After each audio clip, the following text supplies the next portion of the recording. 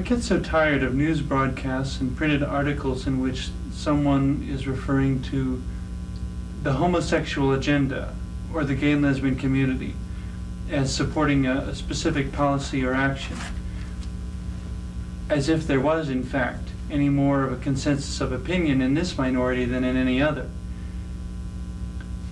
If someone with dark skin who lived in San Diego, California, suddenly announced to a member of the national news media that his opinion was what all people of dark skin, regardless of race or ethnic origin, believed and supported, I can well imagine that people with dark skin in Chicago, Illinois, and New York might tell him to stick it where the sun doesn't shine. In a similar way, I often find that although I am gay, I'm in sharp disagreement with those who claim to speak for me and all other gays and lesbians. My views? There is no homosexual agenda in the sense of something peculiar to homosexuals that all homosexuals support. Nor do I feel that the majority of homosexuals want any special rights. People are different everywhere, but there are things that I think we do all agree on. To begin with, there should be less in our world. Less violence, less negative discrimination regarding the welfare of people, less crime, less abuse of human life, less hunger, less homelessness, less needless interference in private life by public authorities. And there should be more too. More equality, more opportunity, more mutual respect, more freedom to disagree peacefully, more ability to broaden our experience and wisdom, more cooperation between the diversity of humanity. These are not peculiar to any minority. While they may sympathize with those who are dealing with so much anger within themselves that they feel the need to lash out at someone, it seems to me that anger is rarely, if ever, effective in accomplishing positive solutions to problems that really do need to be addressed. Wherever we are, whoever we are, whatever we have been empowered to do, if we do what we can, it just might be the kind of help that inspires others to do what they can too. Perhaps the very ones who have been misled by the tiny fraction of reality that is included in the evening news on TV.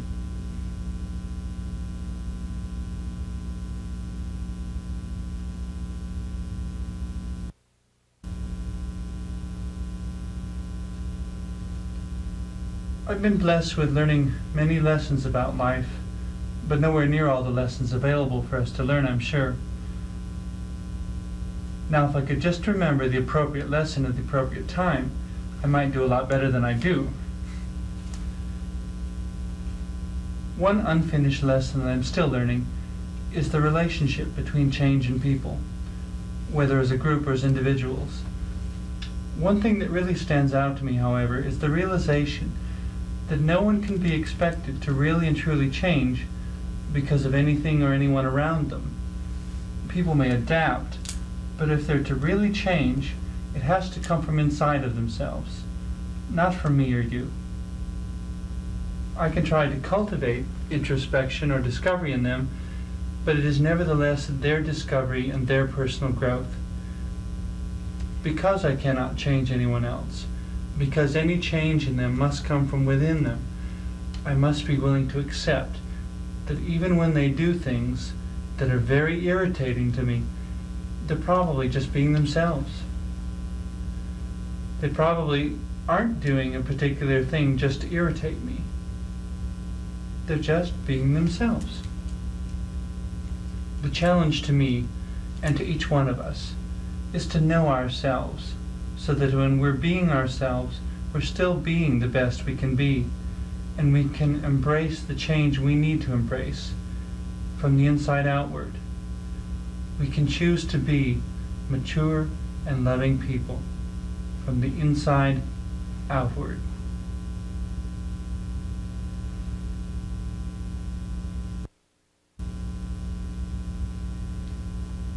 One of my most favorite sections of verse in the Bible is found in the Old Testament section, in the section attributed to the prophet Isaiah. It describes a beautiful future for the people of the world, when the knowledge of God will be taught to everyone and God's love will fill the land. Speaking of all the people, I hear Isaiah say that they will hammer their swords into blades for plows with which to cultivate the earth, so that there will be food enough for everyone. And their spears will be hammered into pruning hooks to cultivate every kind of fruit tree that can be cultivated, so that no one will go to bed hungry. No nation shall raise a sword against another, and never again will anyone prepare for war. How I long for that day. But we're not there yet. People go to bed hungry, are insufficiently clothed, are without shelter.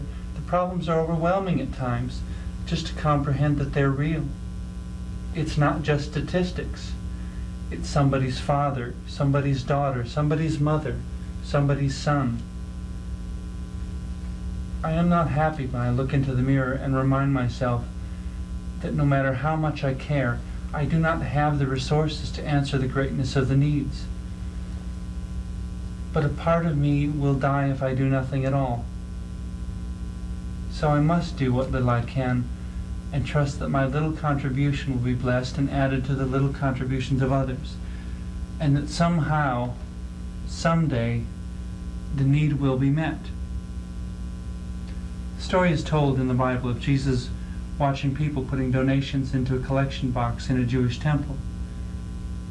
Seeing an old woman put in a couple small copper coins, Jesus turned to his followers and explained that it was not the value of the coins, but rather the love in the woman's heart that was the true measure of her gift. If your love is true, give the world what good you can today, and know that God will bless it.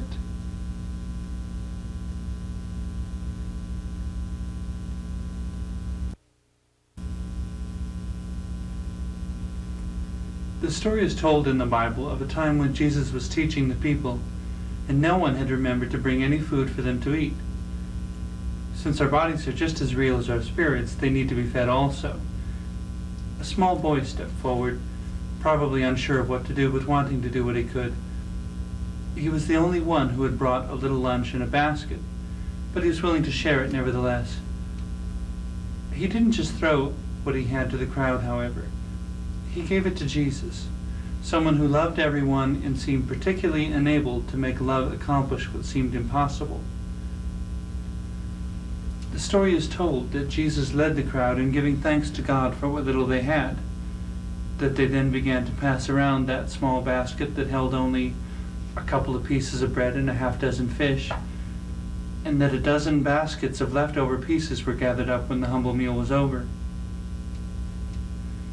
When we begin by wisely giving all, we can trust that by God's grace it can become more than enough, especially when more and more people are willing to pass it along.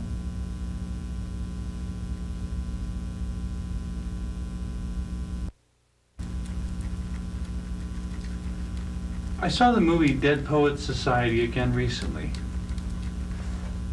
Perhaps the fourth time I've seen it. I think I like seeing it again and again because so many of the challenges and emotions of the movie strike a common chord in me. But the movie also challenges me to respond with a greater maturity and wisdom to everything and everyone that confront me, rather than with the raw emotion I feel. The administration of the church college I attended, and from which I graduated, did not seem to me to have been all that different from the administration of the school portrayed in this movie. I feel so angry at the faculty of the school depicted in this movie each time I see it.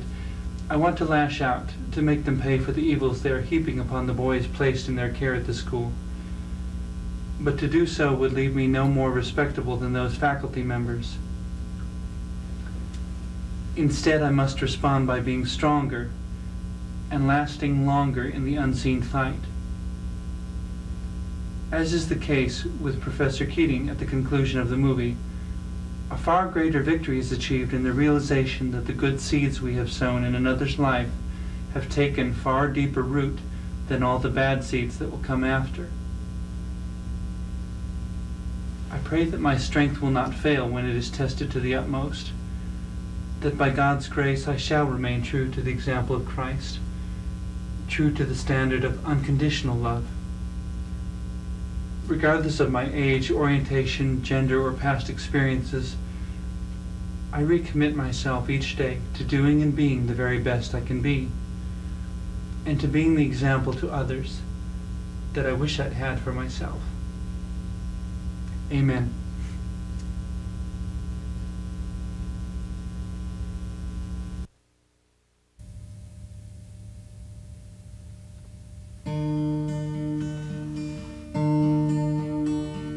Take my life and let it be consecrated, Lord, to Thee.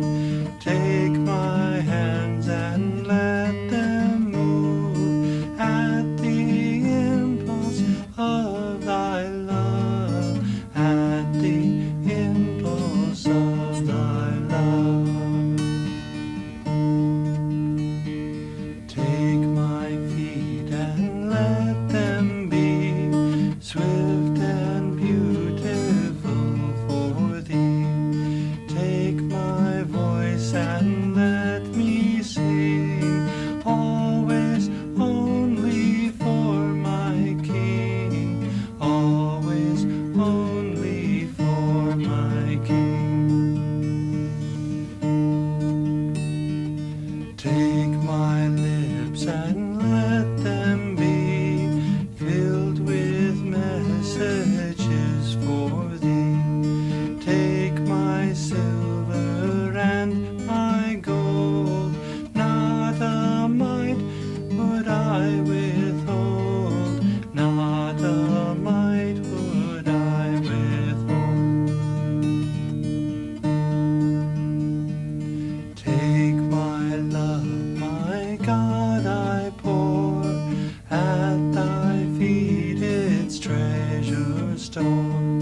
Take myself and I will be ever only all for Thee, ever only all for Thee.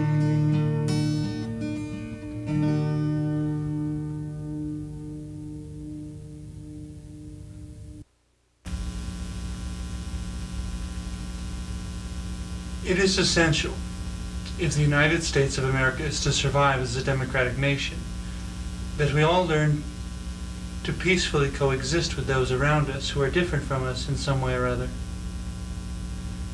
Part of this is to understand the difference between public law and private or personal freedom, where these touch one another, and how they may touch each other without doing even the least damage to each other. Throughout the history of this nation, many different peoples have occupied the position of most noticed minority at different points in time. At different times, these people have been Irish, Italian, German, American Indian, Catholic, Protestant, Mormon, Oriental, of African ancestry and dark skin, as well as many others. The current most noticed minority seems to be gay and lesbian people. It is essential that in our public law we recognize the value of each human life, regardless of its description. If any part of our public law even suggests that even the mildest forms of negative discrimination against a particular group are to be tolerated, certain individuals will surmise that government officials are willing to look the other way as they punish the particular minority in question. People will be hurt, and some people will die. Sad to say, there will probably always be religious extremists who claim God's blessing upon themselves alone and God's hatred upon others, thereupon taking the initiative on God's behalf to remove undesirable people from society. They're simply putting actions to their understanding of justice, they may say. The result is still murder. The additional problem with tolerating such attitudes in our society, meaning the attitude that it is okay to act against the welfare of someone who is different in some way, is that the recipient is not always guilty of being different. Crimes against gays and lesbians alone are not crimes against gays and lesbians are not restricted to gays and lesbians alone, but also to anyone who is suspected of being gay or lesbian. The problem with suspicion is that anyone and everyone may become its target, placing every human being everywhere somehow at risk. We can disagree on anything for as long as we want to. Murder, on the other hand, is absolutely permanent from the first moment it is accomplished. Somehow, our public law must responsibly protect every citizen of this country. There are so many things we do not yet fully understand. Therefore, we must avoid the extreme solutions that give no opportunity to say, "I'm sorry," or "let's try it another way for a while and see what we think." It is not justice to appoint oneself the judge, jury, and executioner of another's life. Choose life, and choose love, and choose wisely for the good of your country, your family, and of yourself.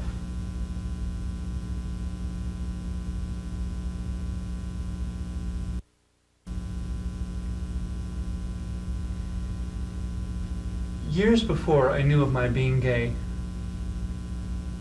the first person who ever kissed me in a decidedly sexual manner was a well-known evangelist and ordained minister of the Southern Baptist denomination. I remember being very confused, wanting to know if I had done something wrong to cause these actions. He had said he wanted to pray with me before bed. I felt honored by his offer, he being the respected spiritual leader that he was. Then it was a warm hug. Then it was, well, I think you get the picture. I think I was just kind of shocked and confused by the actions he initiated. In retrospect, my heart goes out to this man because the environment in which he lived denied him any opportunity of asking for help, of even admitting to himself that what happened between us did in fact happen. The emotional turmoil he faced must certainly have been much worse than any confusion I spent the next few years dealing with. But now that I understand that I'm gay, as well as a little more about what it means to be gay, I feel more inspired to pray for him. I know that I still have many more struggles to face in my life, but this one is behind me. I suppose I just wish that it was behind him as well, but I don't know whether it ever will be. In any case, I do think that each and every one of us needs to come to a point of recognizing ourselves and our lives for whatever they are, accepting both the good and the bad elements, and then moving on toward a brighter tomorrow. If we're bitter or angry about something or someone in our past, our negative emotions become like unbreakable ropes that bind the pain to our hearts indefinitely. Only forgiveness and love will set anyone free from such bondage. To reach a point where we are finally able to forgive is both a gift and an accomplishment. It is also a reason to be grateful and to rejoice. For in the presence of true forgiveness is the greatest love.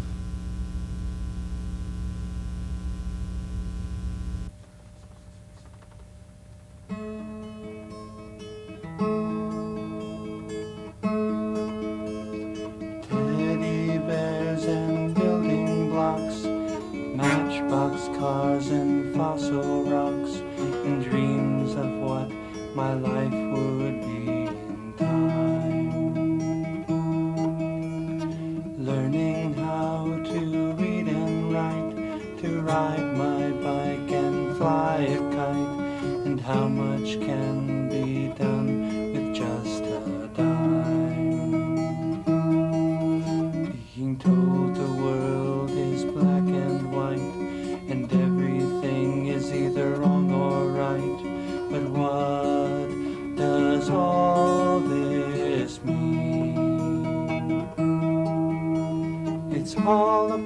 part of who I am, the paths I've walked, the place I stand, the feelings that stir within my heart. I won't consent to live a lie, I won't just go away and die. I'll smile and laugh and then reply. I am who I am. Never cry and be a man. Make all the money that you can, and never question why. Choose your friends most carefully and make decisions prayerfully, and never tell a lie. So they say, but do not do. Who then shall I listen to? And what does all this mean? It's all a part of who I am, the paths I've walked, the place I stand, the feelings that stir within my heart. I won't consent to live a lie, I won't just go away and die. I'll smile and laugh and then reply. I am who I am.